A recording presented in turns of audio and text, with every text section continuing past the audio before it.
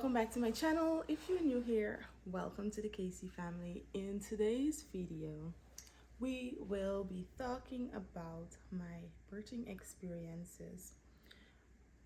So, I have two kids. They're 2 years apart. One was born in 2021, the first one, and the other one was born last month, 2023.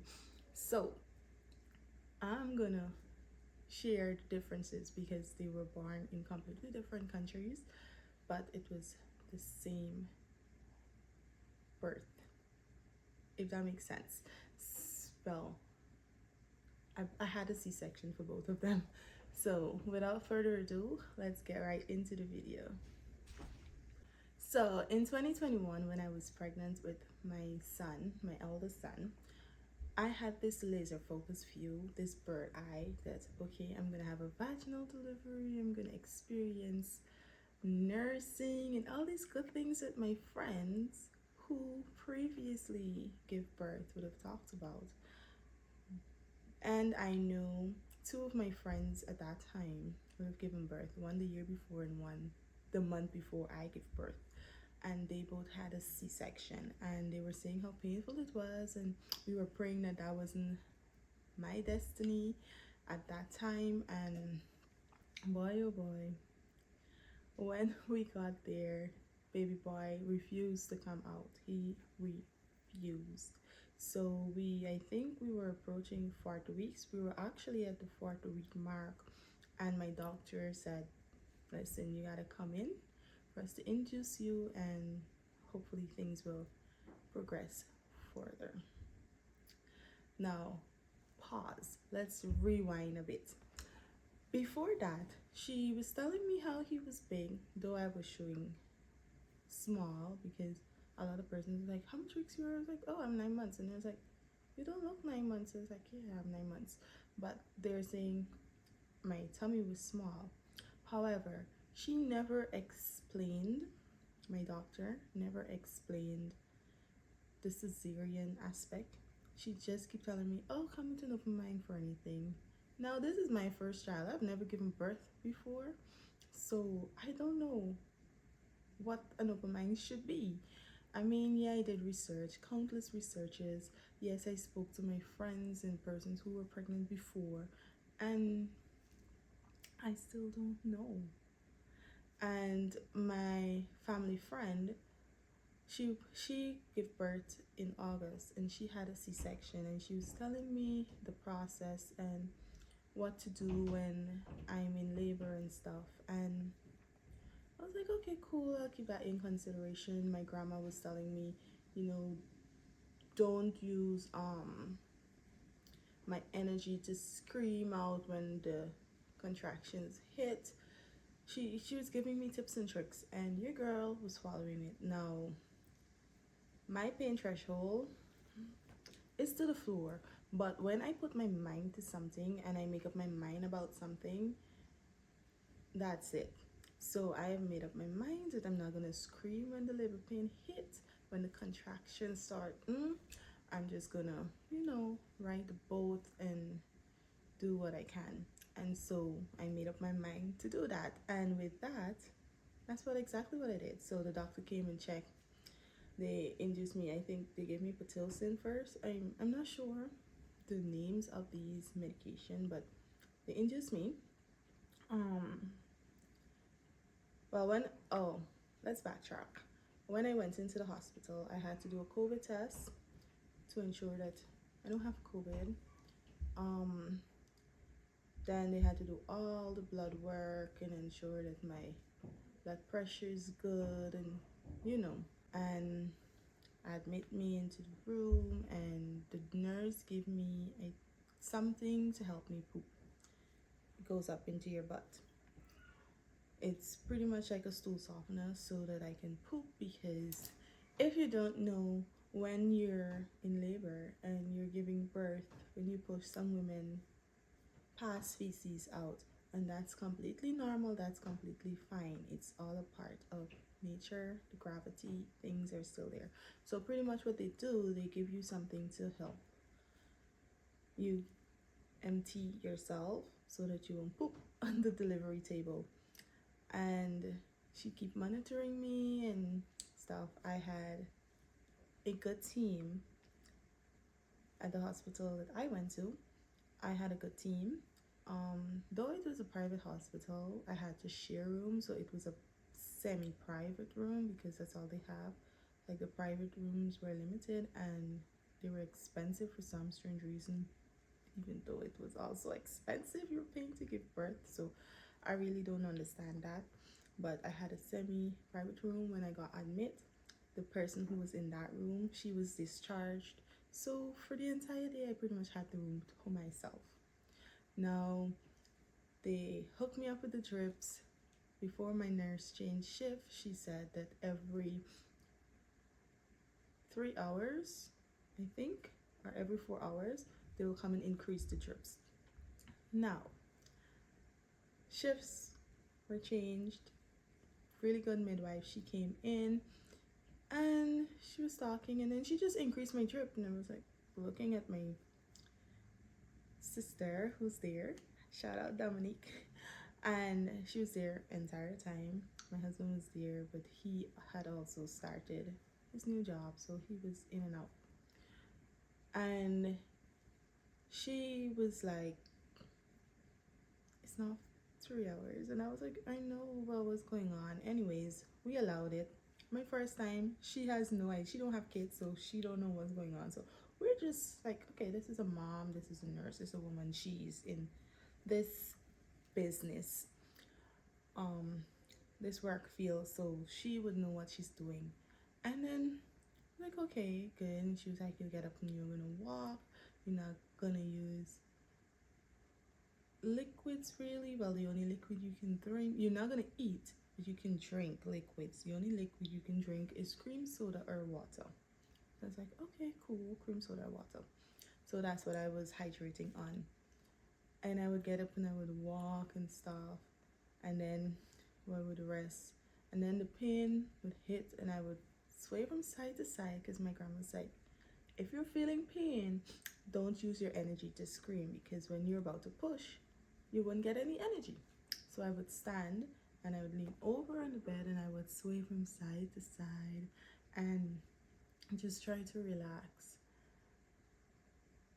Then you come back, he's like, you there very quiet, some people just screaming down. And I was like, yeah, I'm trying to manage the pain as much as I can.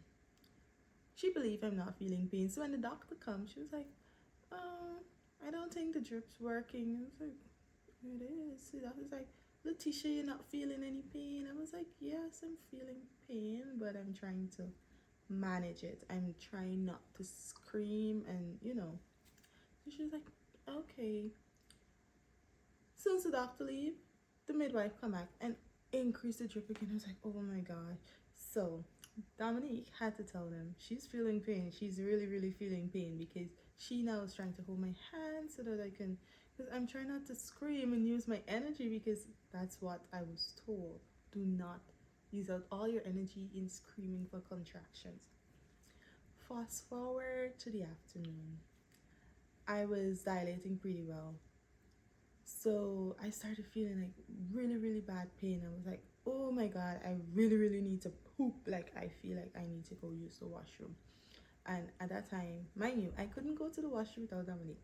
Dominique had to be there. So the washroom stall, the doors was open, because they had cases whereby they tell the patient, the moms who are in there laboring, to not push or try to strain, and persons would have done that and their babies would have delivered into the toilet. So she had to be there with me. I mean, at that time I was like, school privacy.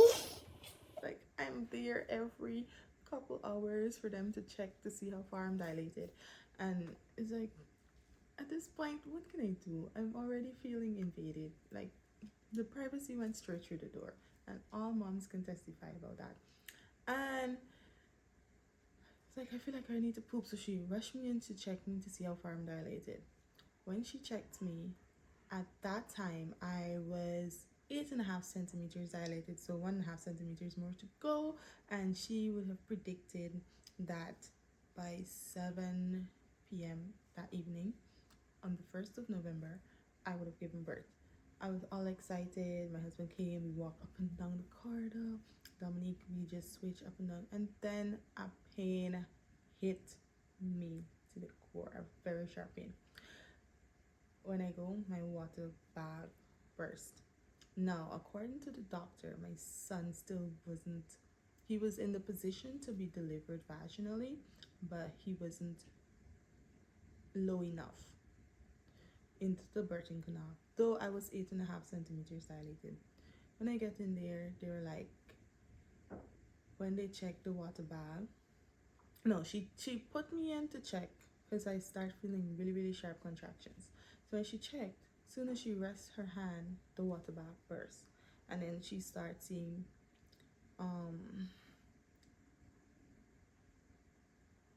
melatonin. What's the name of the poop? Anyways, it's the first poop that the baby gets. But it was stage 2. So it wasn't the black one, it was the green one, which was more poisonous. And she was like, the baby, it's in the water bag.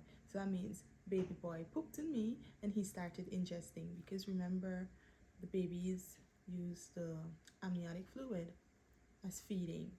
So it's like, oh my gosh, the doctor reached in, everything started moving chaotic, and she's doing, I'm screaming. Dominique was inside with me. She had to switch with my husband. He came into the delivery room. He was like, okay, it's time. She's going to deliver here. The doctor was like, she come, she checked, she pressed on my stomach. She was like, Letitia, remember I told you to stay with an open mind? And I was like, huh? Well, what are you talking about? Because in my head, I'm about to push this baby out. She's like, baby is still a bit too high, and he pooped in you, and it would be fine if it was the first stage, because we could have monitored and we would have increased the drips and he would have come down. But because they keep increasing the drips before the time, he was in distress, so that made him poop in me, and he started ingesting the poop. Because he's there at 4 weeks when he was supposed to already be out, it was like stage 2 of the poop, the green one, which was poisonous. So he was in distress, but not too much. And they started hooking me up to machines and checking the baby and checking me, and everything started moving fast. I'm crying. And she's like, this is the anesthesiologist. He is about to take you into surgery. We have to do a C-section. I was like, your girl started crying. I was crying bitter tears. I was like, my friend told me this is so painful. And some people from research, sometimes when you going to C-section, your baby don't, your milk don't come in, you can't get to deliver. And I was like, oh my God, I was crying tears. And he was so kind, and his name is Christopher. And he was so kind. Was his name Christopher? Was his son's name Christopher? Whatever his name was, he was so kind. He was so nice. He was there by my side the entire time during the surgery. And things, they started roughing Guyana. In the medical field, nurses, please be gentle with your patients. I mean, in an emergency, you know you have to rush, but at the same time, though you're rushing to save a life, you're also doing damage, because I have sensitive skin and they're trying to shave the very small hair that I had there, and it was so dry. There was no liquid. They didn't sprinkle no saline, nothing. They just like, and it was so rough, guys. I had ingrown hair. I know this is TMI, but I had ingrown hair for weeks. And it was painful. Like, it was painful, and just start shaving, and it's like, oh my goodness. And then I have really fine veins, so my lines would slip out. So my line started to slip out, and the anesthesiologist had to try to rectify it, because in the first place the nurse couldn't install it. They had to call him. So I would have met him earlier in the day, and he was like, okay, let's go. And he was there. We're in the theater, and he was like, okay, you're about to get a spinal, because he's trying to explain. So everything was moving so fast because this was an emergency C-section. He was trying to explain, and I'm like, they're doing their thing and they're talking, and I'm like overwhelmed. And he was saying, They usually do 2 sets of anesthesia. This is a spinal anesthesia, so I'll be completely awake. I'll know what's going on, but I won't feel anything. And then their general anesthesia. He asked me if I ever went into surgery before. I said yes. I had 3 surgeries before. I was on the general anesthesia. I know how the anesthesia works and stuff. He was like, well, this one is a really big needle that's gonna go into your back. And I was like, oh my god. I was so overwhelmed. I was crying. I was like, I don't want to do this, guys. Oh, anybody who had to go through emergency section, you would understand what I'm talking about. But it was so overwhelming, and I was like, okay, God, you brought me this far, and you ain't gonna leave me, and let's do this. But I was still crying. And when we got into the theater, he hooked me up. The nurses hook up the blood pressure machine so my pressure could always be testing while they're doing the surgery. They did a drape so that I can't see what's going on, and he was there the entire time over my head, talking with me, telling me everything that's happening. He's telling me the doctor's about to cut. He's like, okay, the baby, oh my god, he has so much hair, and he was walking me through everything. And after the baby was born and they were taking out whatever they're taking out, and he had such a heavy scream. He was crying. He was screaming. He was like, why the hell did you people take me out of here? I didn't want to come and I want to stay with my mommy. And they clean him up, and then well, after they take him out, they put him over the drape, and they're like, look, your baby. And then they went and tried to wash him up, and then they brought him around to me, and soon as his face touched my face, he stopped crying. Soon as they walk away, he screamed, and then they brought him back. It's like, okay, take 2 more minutes with your mommy. And after they took him away so that they can check his weight and his pressure and all that, they didn't do that in the operating room. They had to take him to the NICU, and they did that. The anesthesiologist was like, you did great, mama, congratulations, do you want something to sleep? I was like, yes. And I don't know what they injected, but I was knocked out.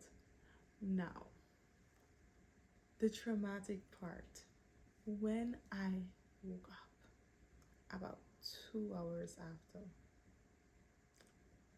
feeling good. I was feeling so good. I was high actually on painkillers. I'm allergic to morphine, so definitely wasn't morphine.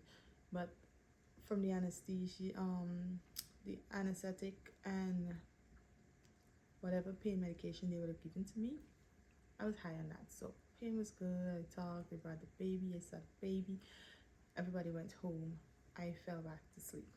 Now, when I woke up from that sleep 2 hours after, and that medication and that anesthetic started to wear off, baby, I feel like if somebody took a big truck and drive into me, but I was still alive and I can still feel, and they just keep punching me into the pain. Like, that pain was so sharp. Nobody tells you what to expect after C-section. I could not laugh. I could not cry. I could not sneeze. I could not cough. Everything was so painful.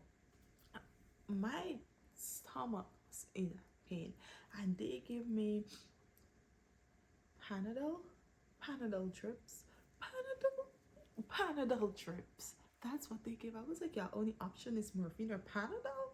Like, what the hell? I called the nurse. At that time, I had a roommate. She was laboring, so she was like, hi, sweetie, you wake up, congratulations. I was like, thanks. I was like, congratulations to you too, mama, you're doing great, and I hope you don't have to go through this. And she was like, you want me to call the nurse? And I was like, yes, please, call the nurse. I was like, I'm in pain, can I get something? She's like, it's not time. And she walked away. I was like, huh? Who are you? I need a new nurse. And our bed didn't have anything that you can signal the nurse or anything. You literally have to wait till they come. And I was like, what kind of private hospital is this? I was upset. I was overwhelmed. It was too much. On top of that, I didn't get to breastfeed my baby. They fed my baby formula fed before, so I'm now all upset at this point because I was like, oh, anyways, he's being fed, at least he's being fed. Thinking that the next day is gonna be okay. I was in pain. She gave me something to help me sleep when she came to give me my other dose of painkillers, and so it was good. Now let's fast forward to the next day. Next day come. Now one of my friends, she was a nurse there, so when she was on duty, she took really good care of me.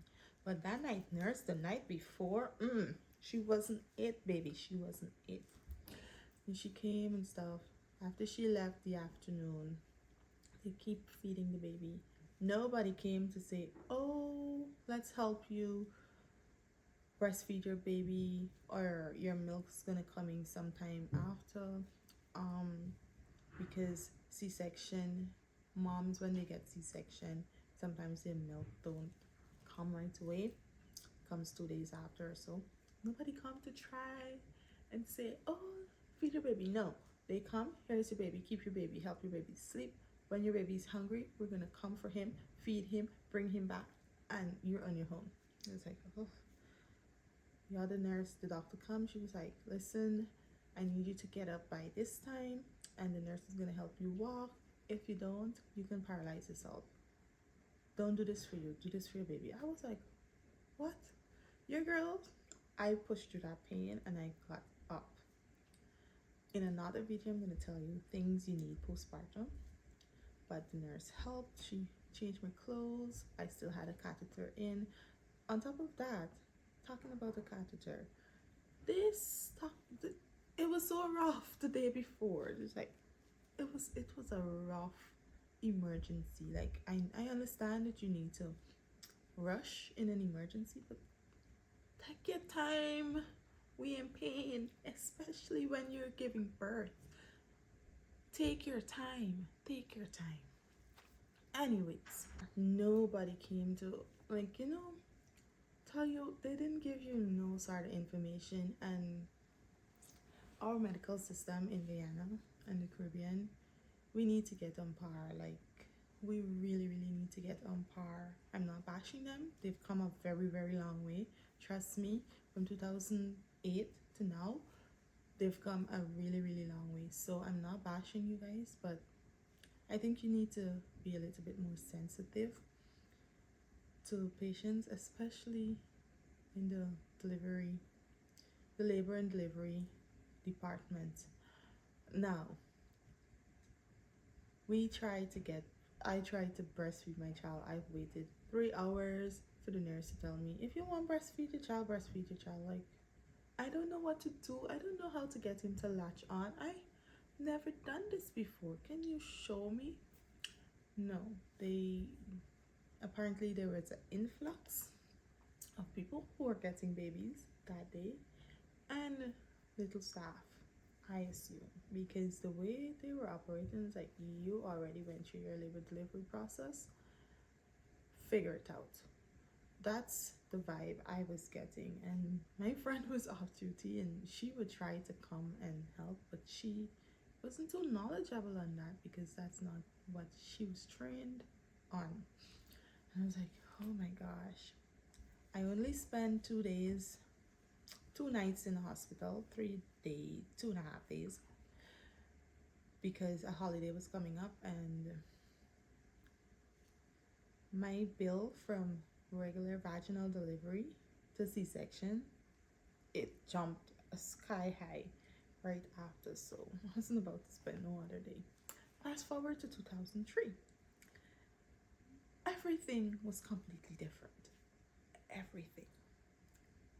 I had such a good experience. It was so good.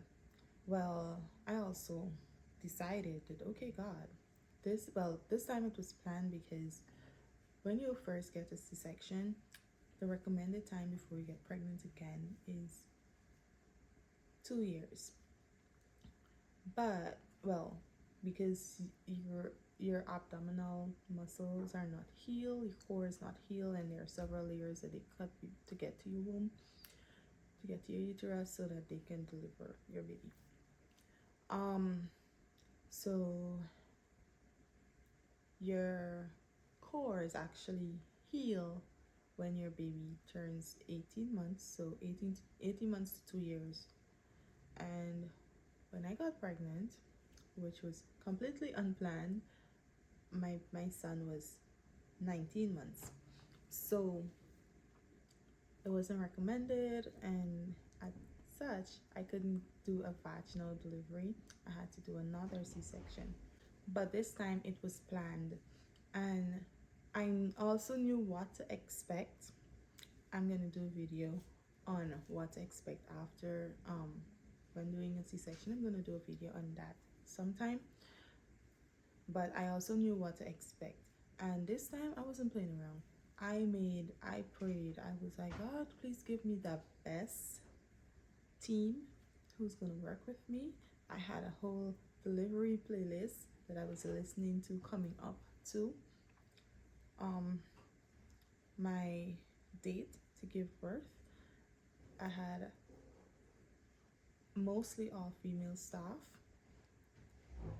and I was like, we're not about to play this. We are not about to play this time.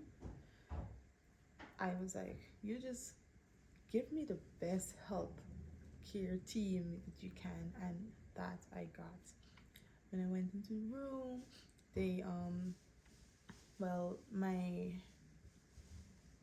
appointment checkup before the surgery happened, they would have given me an anesthetic soap to bathe with so that I can sterilize my area and stuff. But the day that they said do it before I come in, so I did. But when I got to the hospital, I had to bathe again, so they gave me another anesthetic soap so that I can bathe and clean my skin. My room was private, completely for me, and if it was a vaginal delivery, I would have given birth right there. Everything was there. It was a really good room. They took my bath. I put on the gown. They also gave me socks, put on my foot. Went in the bed. I got my line put in. My blood was drawn so that they can do tests. My blood pressure, the machine started to hook up and stuff. That night nurse, she was so good. That midwife, well, she wasn't midwife. She was the nurse in charge. She was so good, and she was so kind, and she was explaining everything she's doing. She even shaved me. She was an electric shaver, because though you shave, they still would, you know. And guys, at this point, privacy out the door. So you gotta make up your mind to not be uncomfortable anymore. It's still uncomfortable, but privacy. She walked me through the process and tell me everything, and when my doctor's gonna come and what time my surgery is gonna be. And I was the first person to do surgery and stuff. Then my midwife, my nurses came in. They were so nice, Heather and Jasmine. They were so nice. I really like them. They explained everything that they did. Put like a compression belt on my legs so that it can regularize my circulation. They explained everything. They told me when I was gonna go into clean stuff. They gave me this thing to dehydrate me now. Your girl was hungry. I couldn't eat or drink anything after 12.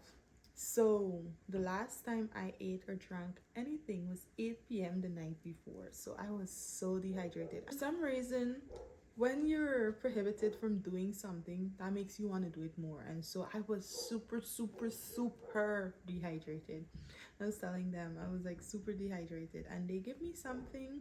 I can't recall what she said it was for, but when that medication kicked in, I started to feel like I getting hot flashes.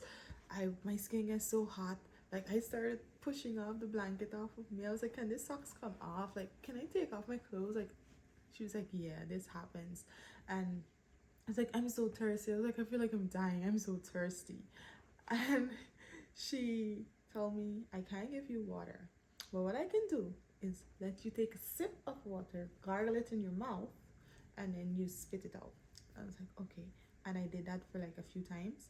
And I didn't feel thirsty anymore. I started feeling relaxed because she gave me a relaxer. I started feeling relaxed. And then I took a nap. I didn't know when I fell asleep when my mom took this picture because she was in there with me. And then when it was time for my surgery, they came in. It was like, it's time for your surgery. I think they checked my blood pressure because they had that machine checking for the baby's heart rate, the baby's movements, and everything, and my pressure. And they disconnect that, and we walked to the theater. The theater wasn't far. There, I met the anesthesiologist. He was good. He was really, really nice to me. He explained. He asked me. He's like, I know you had a baby before. Was it C-section as well? I was like, yes. He was like, so was it general? Or at that time I was so calm because nothing is being rushed. And I tell him, yeah, and he still explained what he's doing. He was like, you're gonna feel a little pinch, everything's gonna be normal. I was like, okay. Every time they're doing something to me, they explained it. And he was like, you're gonna, it's just gonna be thing. And he count down. He was like, okay, you're gonna feel this now. And he pushed it. He's like, okay, it should start being numb by now. And it's like, okay. And then they rest me down. I spread out my arms. One hand had my blood pressure. And the machine started to hook up. I had IV in, antibiotics and stuff. And they had blood prepared just in case I need. And he was like, okay, can you feel anything? I was like, not so much. And every time they keep checking to see if I was completely numb. And I was completely numb. My nurse came. She was like, okay, I'm about to put in the catheter. You shouldn't feel it because everything is numb. You might just feel a little pressure, but that's it. So said, so done. My doctor came in. She was Guyanese. I was so happy. I was like, oh my goodness. And she understood me, and she also worked with me. She told me everything they're doing. Her colleague, or the person who was helping her, came in. The pediatrician came in, and they did their thing. Now your girl was tired, and I was trying to like phase out things. So the nurse who was up checking my pressure and stuff, then sure everything's okay, and also telling me what's going on. She was there. She's like, are you okay? Every time they keep checking, it's like, are you okay? Are you feeling cold? I was like, I'm feeling a little cold. They went to get a warm blanket, put it over me. It was a good experience. I was taken care of so well. And she was like, oh my God, he has so much hair. Here comes the baby. Oh my goodness, this child. And this little boy, he has a lung and a half. He was so loud. My mom says she thinks she heard him. He was so loud. And my nurse is like, welcome. And she called his name. And it's like, welcome to the world. Happy birthday. The doctor said. And he was crying. He was crying. He was crying. And they were doing all the checks and ensure, suctioning out the amniotic fluid from him and stuff. And when they finished, they swaddled him. They brought him to me. I get to see him. I couldn't hold him because my hands were out. And I looked at him and stuff, and he looked exactly like his big brother. And then he was like, okay, Mama, we're going to take him back to the room so he can sleep. And they asked me if my point person was there. I was like, yes, my mom and big brother was there. Well, my big son was there. And she's like, okay, cool. Take him back, and we're going to see you in a few minutes. Feel a little bit of tugging and pulling, and after that, I went back to the room. I was alert. Mommy was smiling. My big son he was all over the place, really, because one, he had to wake up super early to come with us, and he was in a mood, but it was good. And then the lactation specialist came out. A pediatric nurse came, and she asked me how am I planning to feed. And I told her, and she was like, okay. And she showed me different positions and how to breastfeed.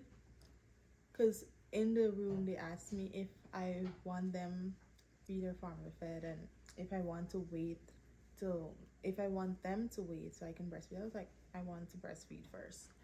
And so they came to show different positions to see which one was comfortable. They helped him to latch.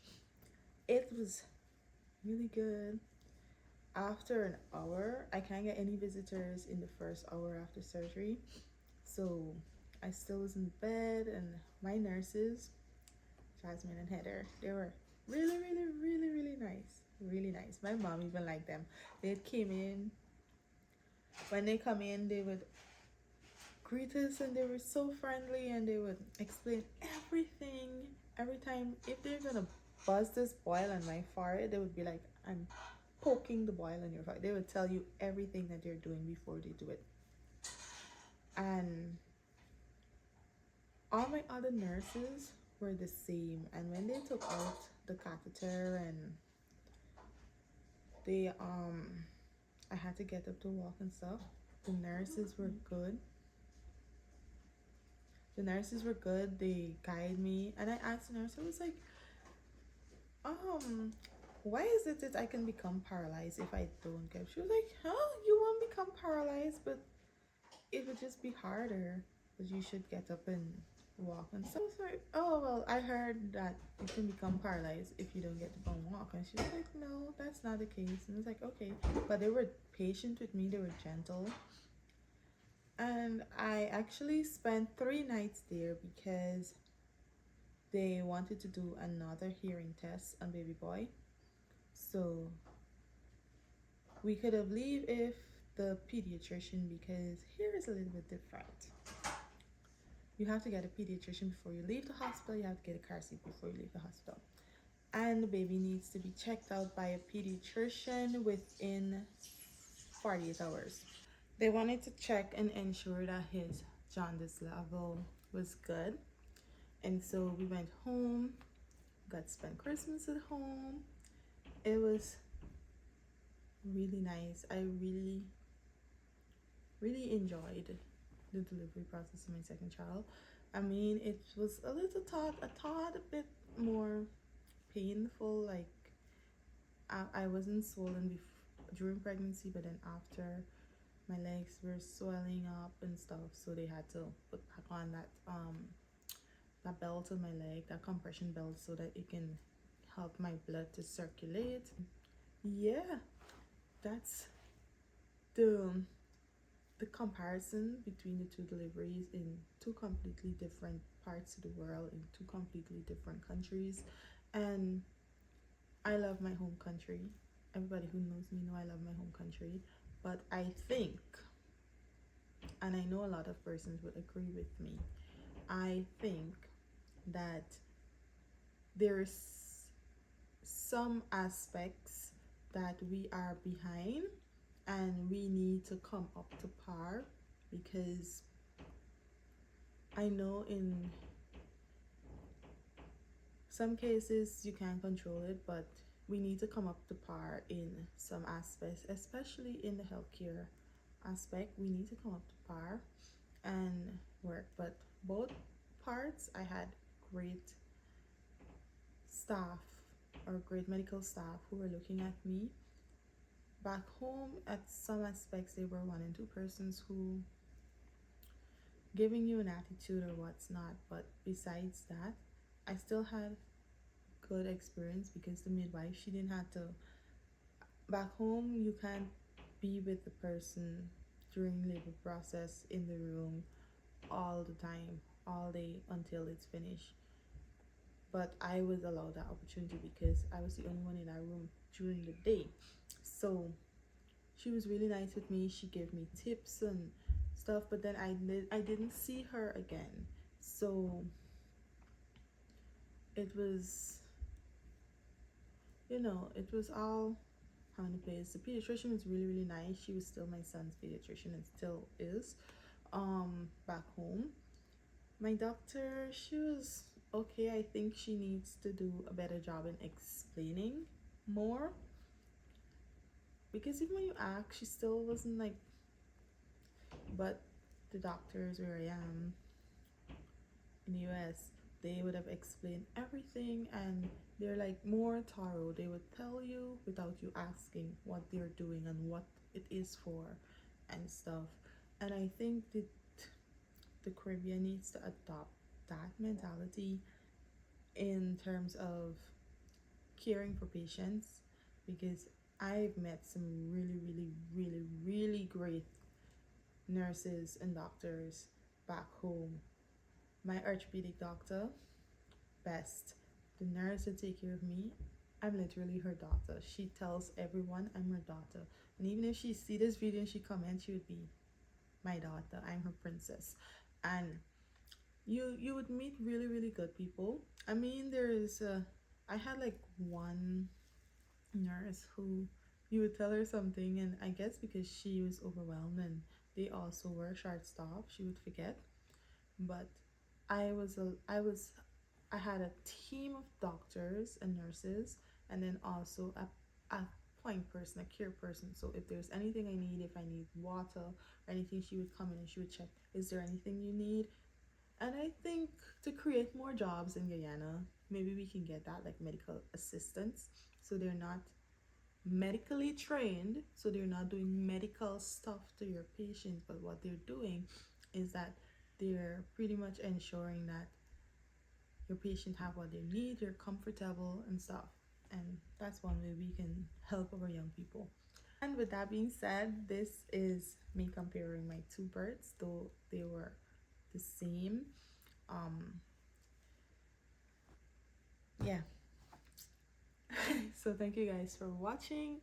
Please comment below if you had if you had C-section and your experience was different, or let's chat about it. And I hope this can help those who are pregnant or who want to have kids down the line, and you might end up into C-section and stuff. Like, just pretty much help you out, and my experience would be somewhat helpful to you so that you can be prepared to what's come. So thank you guys for watching. Please don't forget to like, comment, subscribe, and share. I'll see you guys in the next one. Bye.